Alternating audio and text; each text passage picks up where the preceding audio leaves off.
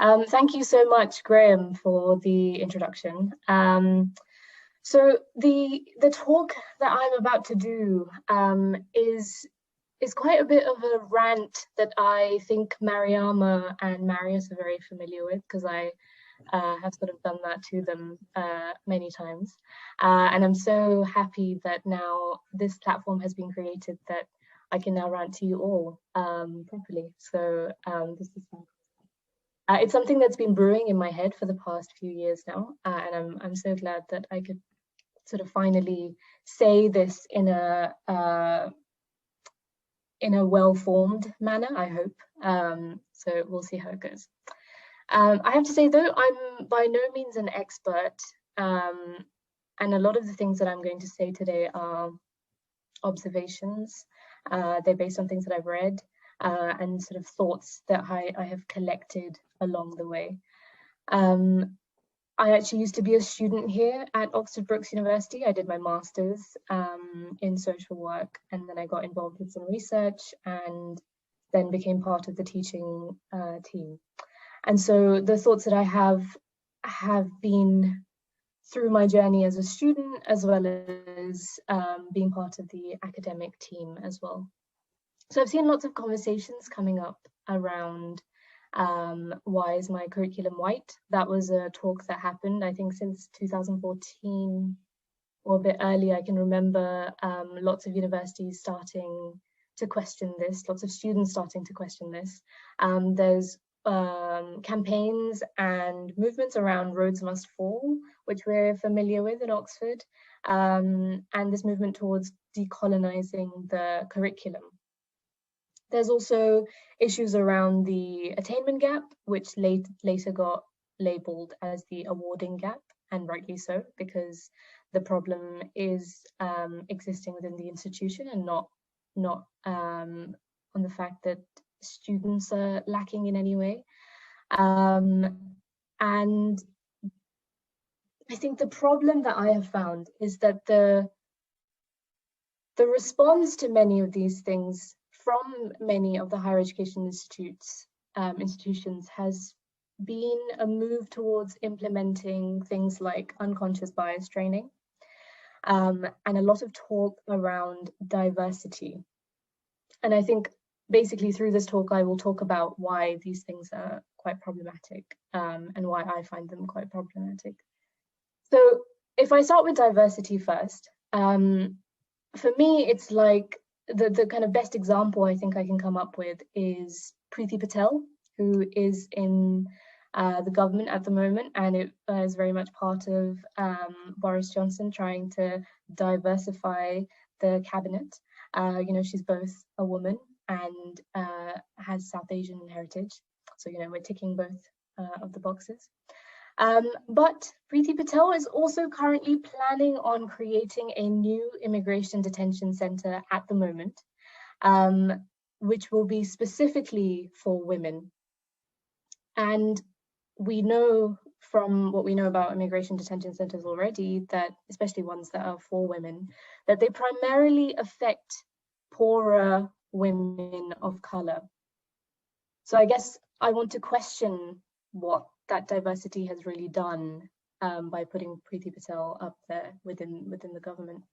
And I guess I have similar stories for Obama, Kamala Harris, even Jacinda Ardern. I know she's not a woman of color, but the kind of ideas we have around these people as, you know, these beacons of progress, I'd love to really question what the minorities in these countries have actually gone through under their rule and under their administration, and the kind of complaints and issues that continue to exist.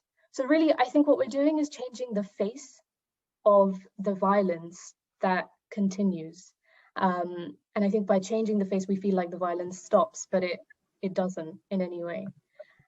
And I think if I bring it back to the university context, if we're looking at our curriculum and we're seeing that it's not fit for purpose, I think it's good that we're looking at the reading list and we're trying to include more authors from the global south. We're trying to see what ways we can fill the gaps of the curriculum. But it's not good enough just to include more Black and brown faces in your reading list. I think we need to go beyond that. I think diversifying in and of itself is not good enough. And I think the shift towards decolonization helps to examine the colonial continuities within the university in different aspects of the university, and helps us to dismantle them completely rather than bringing small things into the fold. We're trying to completely change the structures of the university. And now that brings me quite nicely onto unconscious bias. This training, I think, puts the onus on the individual to examine their racist tendencies. And it takes away the responsibility of the institution as a whole. Because I think we need to remember that racism, first and foremost, is not an individual trait. It's a structural issue. Of course, there are individual interactions like microaggressions that are extremely serious, but they are just one of the products of the racist structure. And we can't just stop there. We have to talk about it as a whole. Unconscious bias training is just another reconfiguration of what we've seen before. So in terms of diversity training, before it was called race awareness training. And there's a really brilliant scholar and activist, Sivanandan, who used to be the director of the Institute of Race Relations. He famously talked about race awareness training as potty training for white people.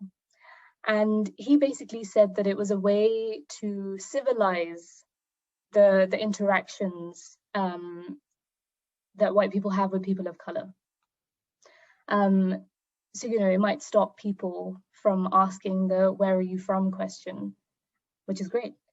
But are we looking at some of the ways that we collectively uphold some of the racist structures around us that racism perpetuates?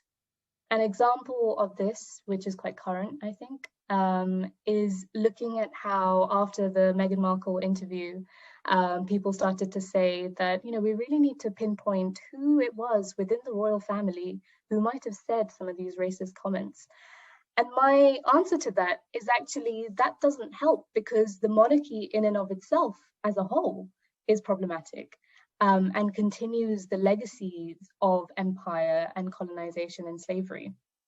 So it's not good enough to look at one individual and maybe give them unconscious bias training. We have to look at the entire structure of the monarchy and the way that it's a great example of inequality within our society. An institution that's based entirely on bloodline. I mean, I honestly question it and its place within society at the moment. So to bring it back to the university again, the three examples that I have of structural racism and colonial continuities that I think we need to address within the university are these. And I'll start off with the hostile environment. Now, the hostile environment is basically a policy which puts a duty on various institutions within the UK, and the university is part of that, to monitor, report, and put under surveillance people who are under immigration controls.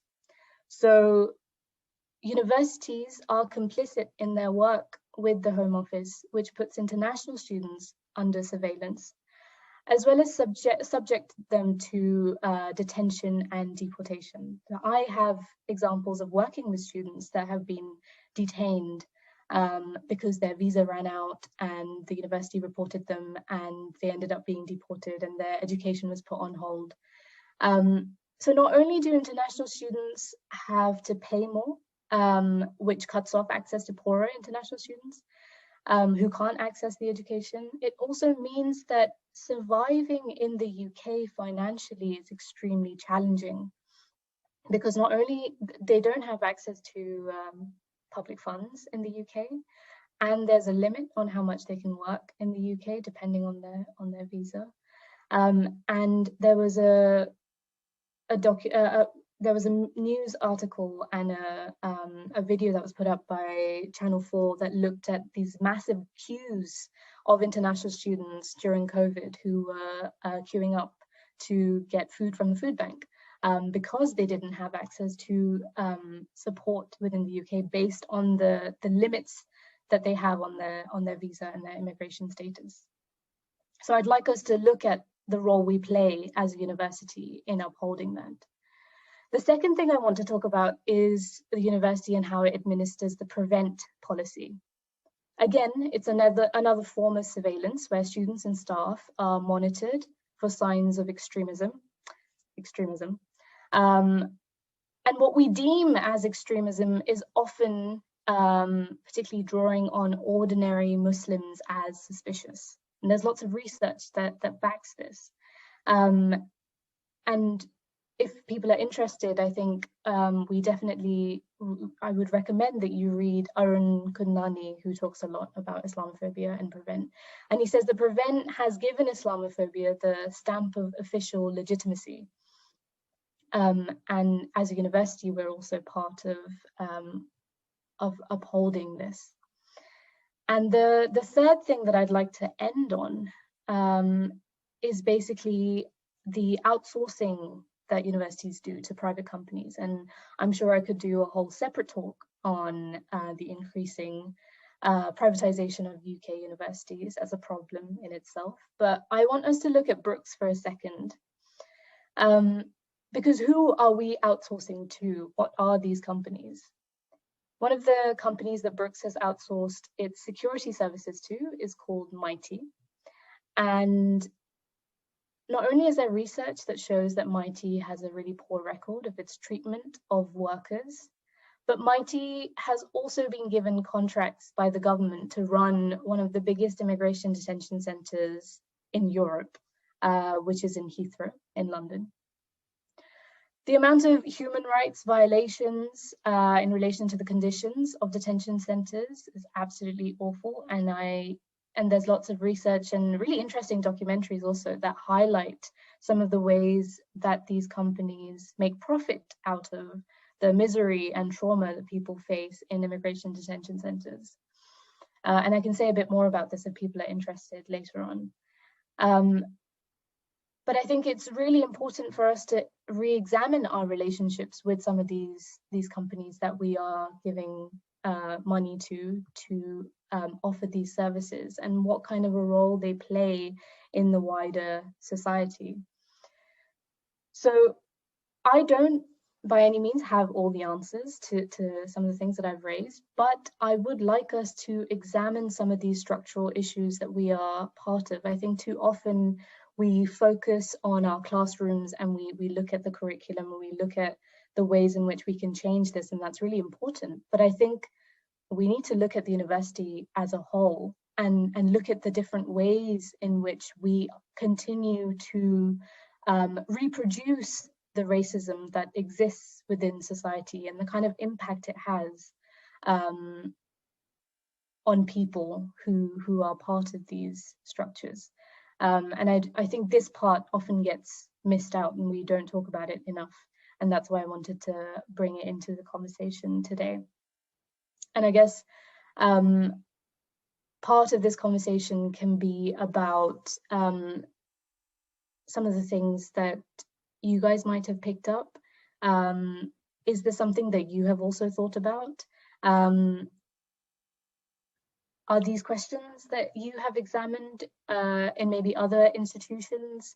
What are your thoughts on decolonizing the university and what it looks like, and what are some of the ways that maybe we can move forward? I think these are some of the questions that I'd like you guys to think about so that we can broaden out the conversation and have a think about how we can create a decolonized university, but in a really meaningful sense.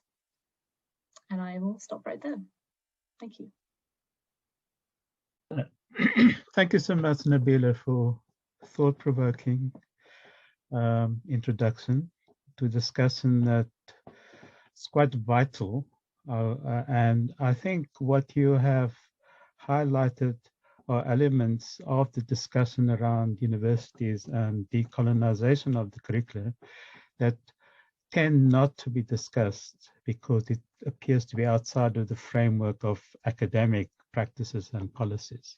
So it's a useful intervention in a way to provoke us into thinking through the aspects that you have highlighted.